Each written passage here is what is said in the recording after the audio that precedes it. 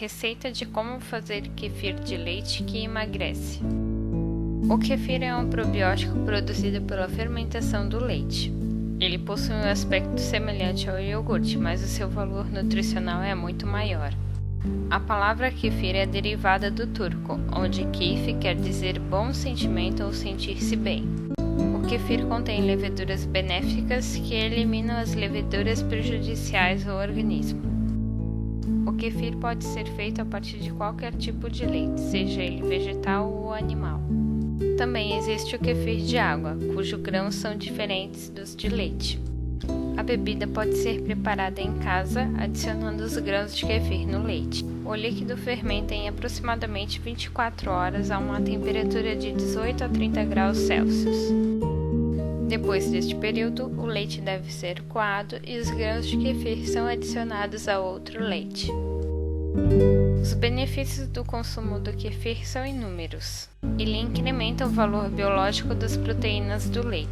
Sintetiza o ácido láctico, o que diminui a intolerância à lactose e favorece a digestibilidade do leite. Sintetiza vitaminas do complexo B, aumenta a resistência a infecções, fortalece o sistema imunológico, acalma o sistema nervoso, restabelece e regula a flora intestinal, diminui o colesterol ruim. O efeito de limpeza que o kefir exerce em todo o corpo ajuda a estabelecer o equilíbrio do ecossistema interno. Como fazer o kefir? Antes de tudo, você tem que conseguir as sementes. Essas sementes normalmente são doadas. No Facebook é uma fanpage em que as pessoas trocam informações sobre doações de sementes de kefir. Procure como kefir alimento probiótico. Depois de conseguir a semente, você já pode preparar o kefir. Veja a receita. Ingredientes: 2 colheres de sopa dos grãos de kefir, um vasilhame não metálico com tampa e capacidade para conter o leite, com espaço de sobra. Um recipiente não metálico com a boca larga para coar e armazenar o kefir. 2 copos de leite fresco, de qualquer tipo, seja animal ou vegetal.